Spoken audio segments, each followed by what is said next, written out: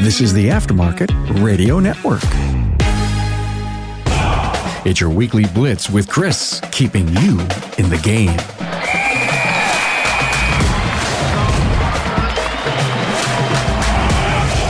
Are you ready to supercharge your auto repair business? This is Coach Chris Cotton from AutoFix Auto Shop Coaching. The Weekly Blitz is where industry expertise and business innovation collide, revving your engines for the week ahead. Every episode has game-changing insights, up-to-the-minute industry updates, and practical tips to shift your business into high gear. We're talking about stuff you didn't even know you didn't know, folks. This episode is brought to you by Shop Marketing Pros, the experts in marketing for top-tier auto repair shops. If you're running a successful shop and want to take it to the next level, Shop Marketing Pros is without a doubt your best option. From websites and SEO to social media and digital ads, Shop Marketing Pros help shop owners just like you and me fill our bays, grow our revenue, and build the life we've all been working for. Are you ready to take the guesswork out of your marketing? If so, I want you to visit shopmarketingpros.com/Chris and get a free digital marketing inspection and start building the shop of your dreams today. Hey, good morning, everybody. Hopefully you've been listening to our series. Now we're up to episode 3. I'm titling this episode, Talk It Out, Fixing Broken Communication in Your Auto Repair Shop. Seems like I've been talking about this a lot with my clients, but I'm also talking about it a lot in our shop, and it just seems to be there, right? This is one of the things that is constantly being worked on in our shop and in our businesses, right? So far, we've talked about industry vocabulary, which included giving you the language you need to lead. Then we dug into KPIs in episode 2, those performance indicators that tell you whether your shop is growing or just spinning its wheels. Today, we're talking about something that impacts both of those things. Actually, more than you think, I believe. Again, that's right. We're talking about communication. Not just talking, in parentheses, but real intentional communication between your technicians, your service advisors, your customers, and even yourself as the leader of the shop.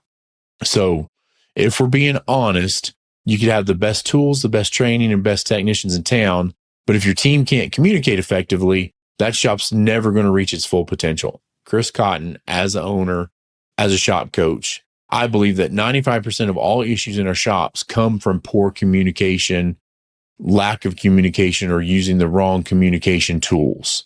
If we were able to eliminate that, or at least make it better, then a lot of our issues internally, issues with us and customers, reviews, everything would be better if we just did a better job of communicating.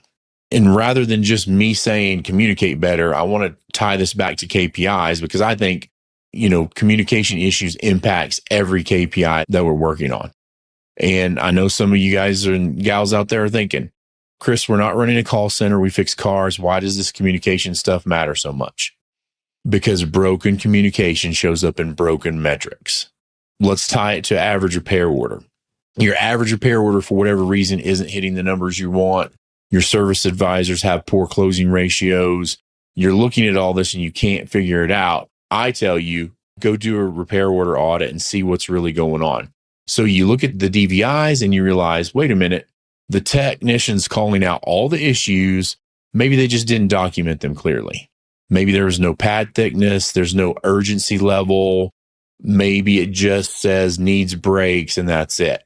So now the advisor who is busy and makes a decision not to go talk to the technician or dig for further information, they have to guess, and they guess what I'm going to call softly. So when they call the customer, they say, hey, we notice your brakes are getting a little worn. You might want to think about doing them sometime soon. So what's the customer do? They say, nah, I'm just going to wait. And guess what? You just lost a $500 to $1,000 job because your team didn't communicate clearly. Also because there was no sense of urgency. And I don't want to imply that we would be like, oh my gosh, your brakes are going to fail, because that's not the truth. But you've also got this car in here. Why not go ahead and do it while you've got it in, instead of having the customer make another appointment, be without their car for a day and everything else? Like, I know as service advisors and technicians, we try not to oversell, but I think we undersell way more than we oversell. That's why I used the word soft earlier. If I'm thinking about this, also sometimes technicians, they use vague language on DVIs. I was doing a repair order audit recently on my shop, And the technician put air and cabin filters will need to be changed in the future. Well, duh. Don't all air and cabin filters need to be changed in the future? What does that even mean? And then as I looked at it, the very next thing that I looked at was I flipped at the pictures and there was no picture of the air and cabin filter in there. We need to look at this from the customer's point of view. If we send that to a customer, what do these things even mean? The reason we do this is so that we can do the DVI to share with the customer everything we know about their vehicle, everything that we think it needs, the inspection reports, all of that. I don't want the technicians to think I'm picking on them. So let's talk about another one. Technician writes down a timing belt. The advisor quotes it, but doesn't explain why it's important. They don't tie it to engine failure. All they say is like, hey, by mileage, your timing belt needs to be changed. Again, we're not creating an urgency. And because of that, the customer passes maybe a month, 6 months later down the road, belt snaps. Now it's a toe in. It was an interference engine, so the engine needs to be replaced. And an angry customer who thinks you didn't warn them. And here's the kicker. When communication breaks down, trust breaks down. And that's the one thing we can't afford to lose. So I'm also going to talk about tickets for a minute because I see this a lot. Say in this instance that the service advisor mentioned the timing belt, but they didn't put a quote on the ticket. And then when the customer declined it, they deleted it. And so now there's no record on the ticket of us having ever recommended the timing belt. And now we have to rely on our customer's memory to be like, oh yeah, don't you remember I told you about the timing belt the last time you were in? Again, I'm going to say this later, but I might as well say it now. If it's not written down, it didn't happen. We have to write all these things down. We have to make estimates. We have to present them to the customer. And then we decline them, but leave them still on the ticket so everybody can see what we're talking about. I want to talk about, where these types of communication issues break down.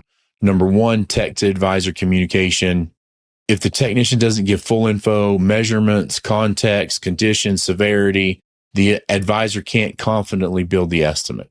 And listen, advisors are not mind readers. If your inspection says battery tested weak, what does that even mean? Give voltage, give cold cranking amp, say failed load test, take a picture of the screen of the battery tester that's showing red. These are things that empower your advisors to explain these things with confidence. I also think that, technicians should talk. Sometimes it's just a quick 30-second explanation while handing off the repair order, but also make sure we have great written notes and DVI photos. Service advisors, if you have questions, get up and go ask them. Make things clear. Make sure what is said is what is heard from both sides of the conversation. Don't leave any ambiguity or vagueness out there. Number two, we had advisor to customer communication. Here's the golden rule. Don't sell, educate. Don't talk features, talk benefits. Let's go back to the belt example, or let's talk about a serpentine belt maybe. We're recommending a belt because it's cracked. Well, great. What does the customer know about that? A better example would be, we're recommending a new serpentine belt because the cracks show wear, and if that belt breaks, you're going to lose your alternator, your power steering, even your AC. Replacing it now prevents a possible breakdown on the road. That's not salesy. It's smart. It's helpful. That's what builds trust and approval. We did a way better job of explaining it to the customer. Also, stop using terms like TPMS, HVAC blower motor resistor, unless you explain what it is. I want you to use analogies, pictures, walkarounds when possible. And I want you to remember that confused customers say no. Usually that's what the issue is, unless it's a money issue or something else. And those are all obstacles that can be overcome as well. But most of the time, if customers don't understand it, they'll always say no. Third, owner to team communication. This is where we come in as owners.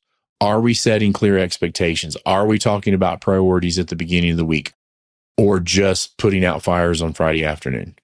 Do your people know what success looks like today, tomorrow, the end of the week, next week, the end of the month, and not just at the end of the month? If the only time your team hears from you is when something goes wrong, they're going to start associating your voice with bad news, and that's a morale killer. What are some things we can do to fix it? Number one, daily huddles, 10 minutes each morning. Talk about what's on the schedule, where parts might delayed, who needs help, what jobs are high priority. and let everybody speak, not just you. Everyone contributes. It's not just you barking at them. It's like a quick 10-minute meeting. Let's get ready. Let's go. And here's what our day looks like. Do you have protocols for DVI? Are you requiring at least 8 pictures per vehicle? And I just said 8 pictures. I didn't say 8 bad pictures. We need to have good pictures and things that are needed as well, because we also need to build value for this vehicle. Because if we just hit a customer with like, oh, here's 12 pictures of where your car's falling apart, then they have no value for it. Notes should include why the repair matters. Use the color coding system: red, safety; yellow, maintenance; green, monitor.